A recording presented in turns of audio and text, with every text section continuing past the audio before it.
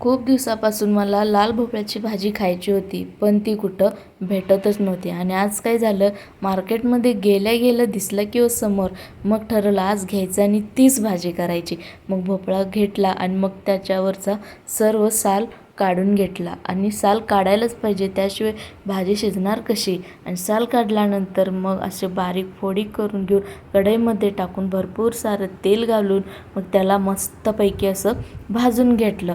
भाजताना काय करायचं, तेल थोडं जरा जास्तच टाकायचं, म्हणजे कसं भोपळा कढईला चिटकण्याची शक्यता कमी असते. मग हे बघा कसं मऊसूर मी भोपळा भाजून घेतला आहे. आधी केवढा भोपळा होता, आता त्याच्या निम्मच झाला भोपळा, कारण ते असं कमी कमी होत गेला.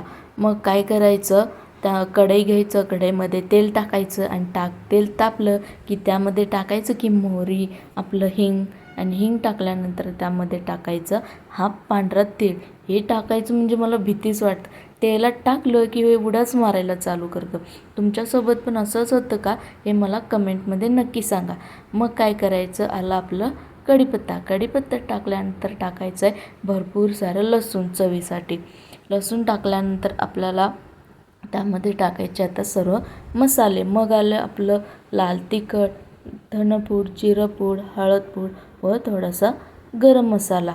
मग हे सर्व टाकल्यानंतर काय करायचं, ते सर्व मिक्स करून घ्यायचं. आणि जर माझे व्हिडिओ तुम्हाला आवडत असतील तर लाईक आणि सबस्क्राईब करायला विसरू नका. आता हे सर्व मसाले टाकल्यानंतर आपल्याला ते सर्व मसाले आपल्याला काय करायचं आहे, चांगलं एकजीव मिक्स करून घ्यायचं आहे. आणि त्याच्या आधी आपल्याला थोडीशी कोथिंबीर टाकायची आणि मग चांगलं मिक्स करून घ्यायचं आहे. आणि मिक्स करून घेतल्यानंतर आपल्याला त्यात टाकायचं भाजलेला भोपळ्याचे काप. आणि मग आला आपलं की ज्याच्याशिवाय चव नाही, ते म्हणजे आपलं मीठ. चवीनुसार टाकायचं. आणि मग आली आपली भरपूर सारी चिरलेली ताजी ताजी हिरवीगार कोथिंबीर.